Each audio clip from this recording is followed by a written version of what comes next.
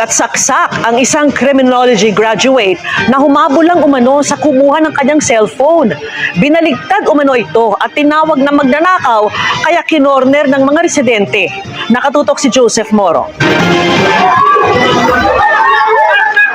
Gabi nitong Pebrero, nang ma-videoan ang gulong ito sa Barangay 718 sa Maynila, tila may kinukuyog ang mga galit na galit at taga roon, bagamat hindi kita kung sino. Ang ilan may mga hawak pang kahoy. Sa investigasyon, lumabas ng hinahampas isang inakusahan umanong magnanakaw. Sa isang mas malapit na kuha, makikita ang binugbog na halos wala ng buhay. Nakahubad, may saksak sa tagiliran at nakatali ang mga kamay. Ang binugbog, ang 26-year-old na criminology graduate na si Christian Ambon na bagong luwas galing Samar para maghanap ng trabaho dito sa Maynila. Naitakbo siya sa ospital pero namatay din kaninang madaling araw. Ako na bumugbog sa anak ko. Binaboy nila yung anak ko. Hindi matanggap ng ina ni Christian na si Bonifacia ang nangyari sa anak, lalo tila nabaliktad umano ito. Hindi po gagawin ng anak ko po. Kahit mahirap po kami, hindi gagawin yun. Base sa kwento ng anak bago pumanaw, hindi siya ang magnanakaw at sa halip, siya ang ninakawan ng cellphone sa eskinita kung saan siya nakatira. Hinabol niya ang magnanakaw hanggang sa isang bahay kung saan na siya sinaksak nito. Kilala umano ng anak ang magnanakaw bilang alias Junjun. Hinablutan po siya ni Junjun. Tapos, sinugod po niya doon sa taas. Tapos, nung pumunta po siya sa taas, sumigaw yung babae. Sabi daw po, magnanakaw, magnanakaw. Yung pala, sinaksak na po siya ni Junjun. Ayon kay Bonifacia, bugbog sarado na, pinagplanuhan para ang kanyang anak na napigil lamang dahil may dumating na pulis. Sabi po ng taong bayan, itapo na daw yan. Sabi na sa ilog daw po. Yung kapitan daw po yung nagsabi niyan. Walang katotohanan po yan, sir. Iba rin ang kwento ng barangay. Wala umano silang kilalang umano'y Junjun. Nauna rin umanong mangamba ang biktimang si Christian. Papasok na sila ng bahay nila, naglabas ng kutsilyo. Tapos akma na aambahan yung kasama niya, umatras. Hindi na ngayon alam ng kasama niya kung saan siya pumunta. Nagulat na lang na nagkagulo na dito sa may portion ng likod. Pagbagsak niya doon, sir, nagsigaw yung inakyatan na magnanakaw. Akala kasi na magnanakaw eh. Oo, hindi naman siya ginulpi ng taong bayan kundi sa nanaksak. Malungkot na pangyayari po ito, mga kababayan.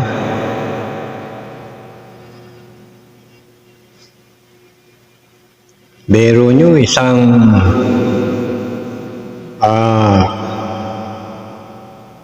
criminology graduate na pagkamalang magnanakaw, pinagbubugbog at pinagsasaksak.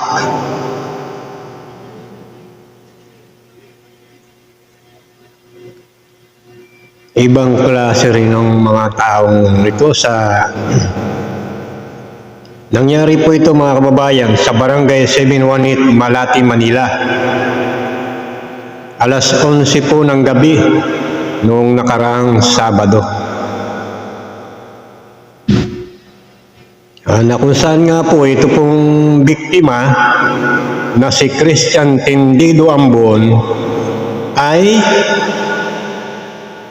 inisnatan ng cellphone. Inagaw po yung cellphone niya habang ito po ay papauwi na sa kanya pong tinutuluyang boarding house. So, ang ginawa niya, inabol niya po yung magnanakaw. Hanggat siya pumasok ito sa isang bahay, umakyat sa second floor, at doon sa second floor, ito pala ay may mga kasama din, doon. Pinagtulungan na siya doon, itong biktima. At pinagsasaksak na po doon. Tapos ang ginawa ng babae, nakasama nung mga snatcher na ito, ay sumigaw na magnanakaw.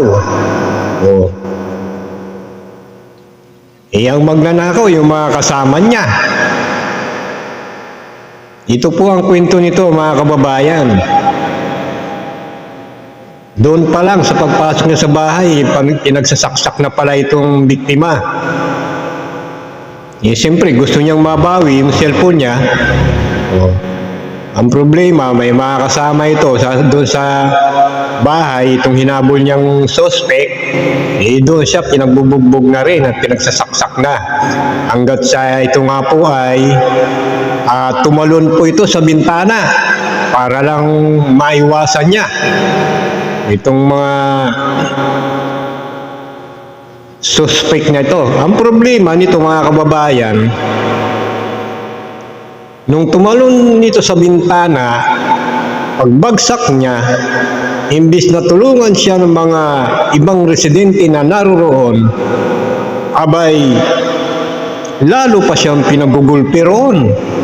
Anong klase ba naman mga tao mayroon dyan sa Malate, Manila, mga kababayan?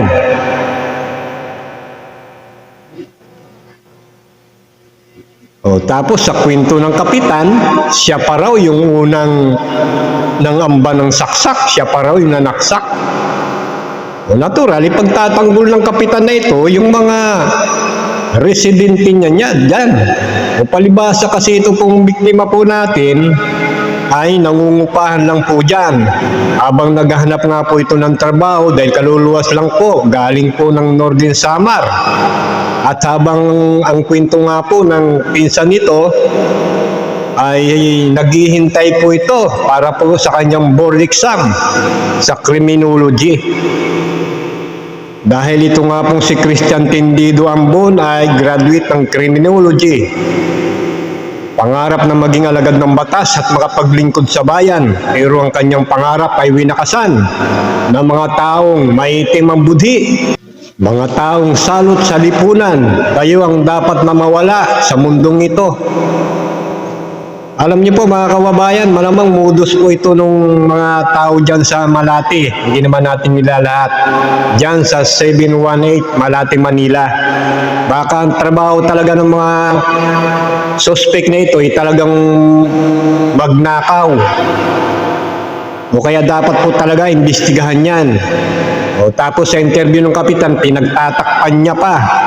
O baka naman kamag-anak ng kapitan ito, ang mga to.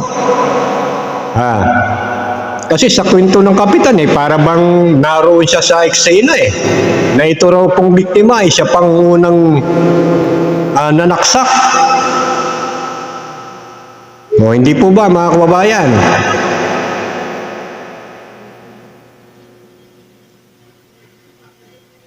Kaya dapat talaga imbestigahan ng mabuti po ito ng Manila Police District. Kaya po nananawagan ang pamilya po ni Christian Tendido Ambon. Dito nga po kay Senator Rapi Tulfo. Sir, ayan. Sana po marinig po ninyo ang panawagan ng pamilya ni Christian Tendido Ambon na mabigyan ng hustisya ang ginawa sa kanya. Biro mo, siya na ang ninakawan, siya pa ang pinagbintangan magnanakaw ngayon. Yung ginawa sa kanya para bang pinagtulong-tulungan siya dun ng mga tao dun para bang yung kanilang pinagbugbog, para bang nakakita sila ng mabangis na hayop na talagang hindi nila titigilan hanggat hindi ito namamatay. Anong klaseng mga tao naman ang mga ito? Anong ginagawa ng kapitan na ito?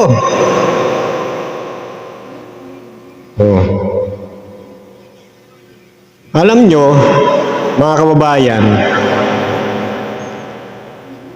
kung mayroon man mga pangyayaring ganyan, sabihin na natin sige, sabihin na natin na itong si Christian Tendido magnanakaw daw ayon sa mga suspect na nambugbog at nanaksak sa kanya. At dito sa mga residente dyan, wala kayong karapatan na manakit ng tao, mayroon tayong tinatawag na presumption of innocent. Kung siya man ay magnanakaw, hayaan natin ang korte ang magpatunay na siya ay may kasalanan. At hayaan din natin siya na ipagtanggol niya ang kanyang sarili sa mga nag-aakusa sa kanya. Wala tayong karapatan na manakit ng sino man. Mas lalong wala tayong karapatan na pumatay ng ating kapwa. O hindi ba alam ng kapitan yan? Isa kwento niya, parang nandoon siya eh. Sa kwento niya, ito pa daw si Christian Tendido ang bunang nanaksak eh. Kalukuhan yan. O kaya dapat talaga imbestigahan mabuti ito ng Manila Police District. O baka pinagtatakpan itong kapitan na ito. O biro mo, yung kapitan pa sinabi daw itapon na raw itong si Christian Tendido ambon sa ilog. Ngayon itinatanggi niya.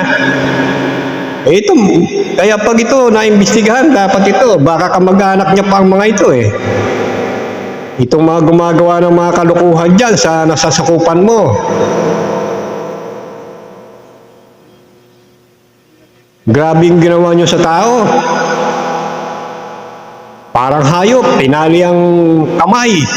Ito, mga kababayan, panoorin po natin ang naging kalagayan ni Christian Tendido ambon nung siya'y ginulpi na at halos wala nang buhay. Video pasintabi lang po dahil medyo masilan po itong video ninyo pong mapapanood. Dalhin niyo muna sa hospital yan, dalhin niyo muna sa hospital. Ayan po mga kababayan, nakatali ang kanyang mga kamay. Wala nang buhay, halos patay na.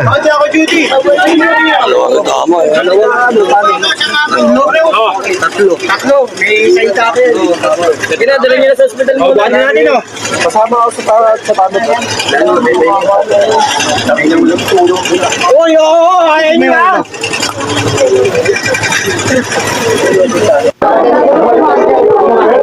Tingnan ang mukha niya.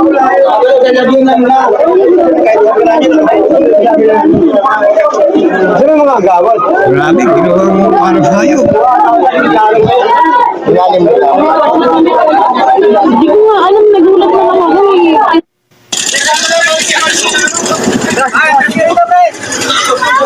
Paling nyo rito. Paling. Oh, paling nyo rito. Oo. Kanya-kanyang postura. Dalhin nyo muna sa hospital yan. Dalhin nyo muna sa hospital. Kaya.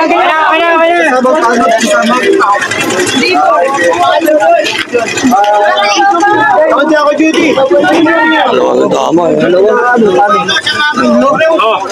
Tatlo. May isa yung takin. Sige na, dalhin nyo na sa hospital muna. Buwan natin o. Kasama ako sa tabi ko.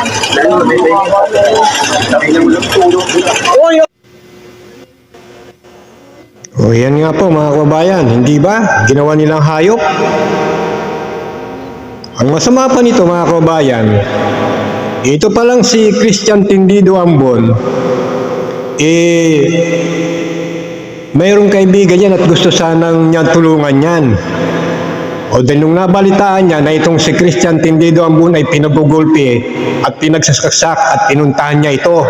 Ang problema, inadlangan po siya ng mga tao dyan para dadalhin niya sana sa ospital.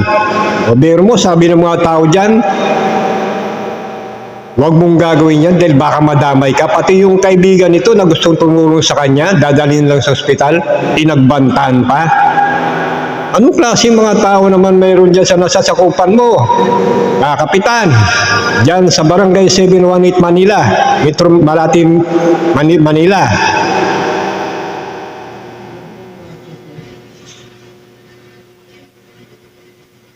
Grabe ang ginawa nyo. Nadala lang to sa ospital mga kababayan nung mayroong dumating na pulis eh. Pero ito nga, isang linggo daw po itong sa ospital, binawian na rin ang buhay. Hanggat siya ito po ay namatay. Kaya po yung mga magulang po ni Christian Tendido ambon, nananawagan po kay Sir Rapi Tulfo, sana po ay makarating po sa inyo yung panawagan nila na mabigyan ng hustisya ito pong si Christian Tendido ambon. At sana matulungan nyo rin po sila na gusto ng mga magulang ay may uwi ang kanyang labi sa kanilang probinsya sa Las Navas, Northern Samar upang doon na lamang po ito mailibing. Sana po makarating po ito. At dyan naman po nananawagan po tayo sa Manila Police District na sana po mabigyan ng katarungan ng hustisya. Ang nangyaring ito kay Christian Tindido Ambon, mapanagot ang mga may sala, ang mga gumawa nito, lahat ng nanakit kay Christian. At maging itong yung kapitan na ito, na para bang may pinagtatakpan. Kasi ang balita nito mga kababayan, nung kasalukuyan daw pong binubugbog itong si Christian Tindido Ambon, ang mga residente doon, pinagsasaksak, may mga barangay tanod po ata na nandoon, ibis na awati nila yung mga tao, ay parang ito pong mga barangay tanod, parang nakisama pa sa pambubugbog. Kaya dapat po may imbestigahan yan.